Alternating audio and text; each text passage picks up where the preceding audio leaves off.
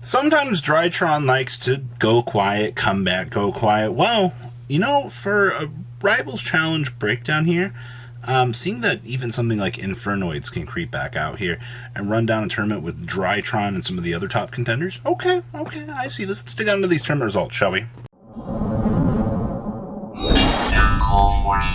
I'll be like 30% of you guys have not smashed the ever-living crap out of that subscribe button. Smash so we can get to 103,000. First of all, what a breakdown, ladies and gentlemen. Drytron, being one of the highest played decks in the room for this event, actually is pretty interesting in terms of a localized metagame breakdown. The last time we saw Drytron really doing anything was out of the YCS. And then every other event, it's just, it's been there for a few. But it's usually in 1 to 2 ofs. It doesn't really make a lot more appearances, unfortunately. So, seeing that this deck performed relatively high on the list is very good. We also had 2 Eldritch lists. Now, both of these decks were actually very different from each other. One of them was the Control Eldritch variant, which most of you guys are like, oh boy, yeah, skill drain, ladies and gentlemen. It's good. We also had one Cyverse Eldritch list as well in Top Cut, so you get the best of both worlds there in terms of Top Cut. Now, the offset decks here. We had one Phantom Knights in Top Cut. That doesn't surprise me. That deck is literally a locals buster if one ever existed. We also had one Virtual World list, so you're going to get the chance to either see a combination of Brave Antics, or you're going to see, you know, maybe Punk even. I'm not sure. We'll look at the list here in a little bit. We also had Dragon Link, which Dragon Link actually ended up winning this event. So, coming straight down the line here through all of this rogue competition here, it was taken down by none other than Dragon Link. And our rogue competitor for this event was actually an Infernoid list that kind of squeaked through the cracks here. And I'm actually very, very intrigued by that. Seeing that Infernoid can seep through the cracks here, get the chance to sit at the dinner table with the rest of the quote-unquote meta contenders here.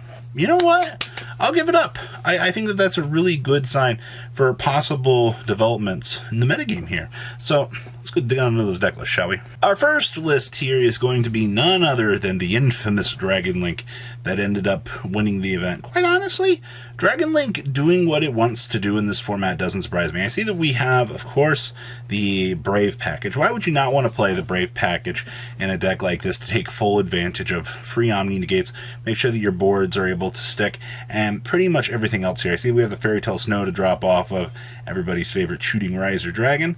Outside of that, I want to say that this deck feels pretty standard. I believe the Red Rose package at this point in time has become a little bit more built-in normal standard for Dragon Link because, once again, free synchro plays. You know, as many options as you can get to climb up and play through these relatively large boards. It's all free real estate, ladies and gentlemen. So don't underestimate the power of board breaking here. Once again, you also see the hand trap, a choice for the format here. Ghost Ogre getting the chance to kind of run things on back here and do what it does best. Bye, Faithful Avenger. Next up here, and we're going to start smashing through top 8 here, because I'm not sure what the run of progression was past first place here. But we have our first Drytron list here. And once again, you start to see that Megalith package that I believe pretty much every Drytron player has kind of started to agree on at this point in time. That would be the go-to option for this point. It gives the deck a lot more oomph, per se here. Also, you know, interruptions through Bethor are always a very good thing to have here.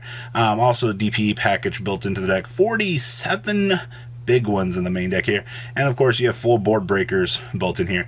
Also, double field spell options available for this. Also, shout out to Lava Golem getting more of a placement in some of these side deck options here. Also, like the nice little tacked out pointer of the Red Lotuses down here, so you can steal some free knowledge and seal away something from your opponent's hand. So, you can probably play the game a little bit safer here. So that is Ivan Lorera's top 8 list for you guys here. Next up here this is our Ye Old Eldritch list. Now, you're going to notice one little interesting thing here. We got some tour guide shenanigans in here. And then we got a nice little Sanguin here. Well, Sanguin can get us, you know, some options. Alright, I do like hand trap options. Guess you can technically search an Ecclesia for the next turn, right? If you really need to. Outside of that's a cute little gimmick here. Being able to just tour guide out a Sangan, get a free Ghost Ogre search, and then unload, a Verti Anaconda to drop off the DP. That feels actually really, really cute in the grand scheme of things. All right, you got to give it up for free hand trap management, ladies and gentlemen. Anytime that you can, quote unquote, get free resources is really good. And I also see that we have another love for more than 40 cards here. 47 big ones, yet again, between these two lists. Not too bad, ladies and gentlemen. Once again, this is spicy. I like this. Next up here is Cyber Eldritch. Now, a lot of you guys are going to be a lot more familiar with this variant. Of course, it's the Cyber Gadgets, the Firewalls, and the Dot Scrapers here are going to be your main placeholders here. Remember, a lot of these builds do not try to play the Signet Mining. Signet Mining is one giant stinky when drawing Lockbirds involved. I also see that this build is only playing one Eldritch, the Golden Lord. I guess DD Crow's not really much of a problem for a deck like this. Possibly cutting down on more bricks is probably a better thing, quite honestly. Outside of that, yeah, we still have standard preparation rights.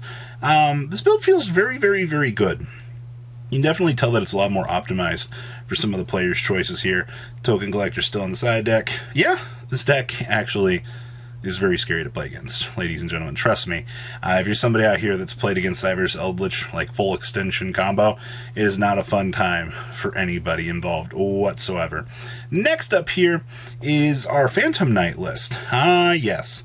Don't try to play Phantom Knights right now unless you have this package right here. This package makes your life so much easier. Also the fact that Cherubini can mill off the Water Enchantress, so that way you can then set up the combo to have the Omni. It's so cheesy to me. Also, the sub package gives you full dumping options. It's absolutely beautiful. This build's extended out to 45 cards. I know a lot of builds have been trying to optimize down to 40. I've also seen a lot of builds are just playing the 2 E-Tellies. They're not trying to go super crazy on that.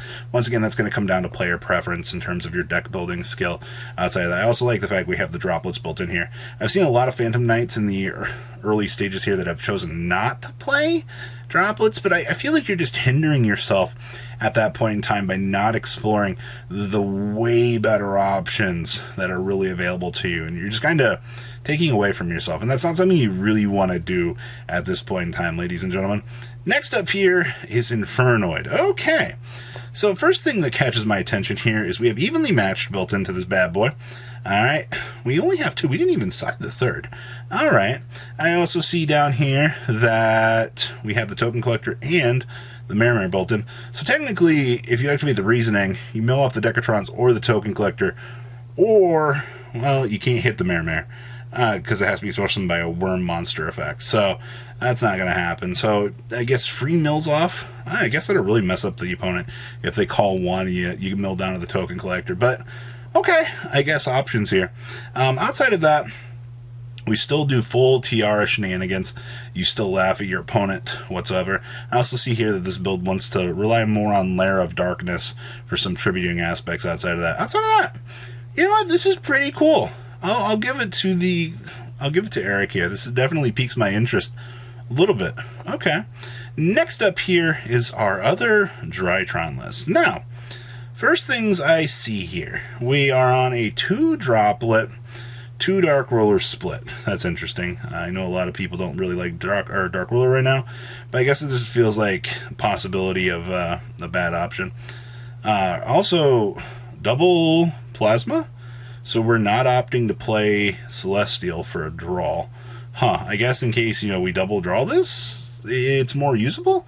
I don't know, that's really interesting. And of course you see here that Megalith combo still doing its thing. Outside of that, we still have the 1 Fafnir. Yeah, I don't really see anything else too crazy about this, ladies and gentlemen. I do like the alphas down here. Ghost Bell's getting a little bit more love for a build like this. I also see that we're playing the Borosword Dragon as our OTK Chomper. So, okay. Interesting choice on some of these card picks, but once again, it's Drytron. If you know what you're doing, you'll be fine. And the last list for this event is actually Virtual World. Oh, wow, this is actually pure Virtual World. So we're not even doing Noah Punk shenanigans. We're not doing any of the, Rite of Armesia stuff. We're just playing good old-fashioned stuff. And I see we're citing the Beatrice here as well. Huh, this is a very nice callback. Maybe this is, well, we're also playing only one droplet here. Maybe this is a good option if you're somebody out here that wants to kind of mess around with the format here. Maybe you're on budgetary options, or maybe things to really consider here, but this looks really, really, really budget friendly. I mean, besides like Ash Blossoms and stuff like that, I'm assuming you already have these if you're trying to play the game, but okay. Huh. Interesting. So guys, what do you think about these lists? Please leave a comment down below. Tell me what you guys think. Make sure you guys smash the crap out of that subscribe button so you guys don't miss out on more awesome content. And I will see your beautiful faces back here later on the day with some more cool awesome content. You guys stay safe out there. All right, guys. Peace out. Patrons, thank you.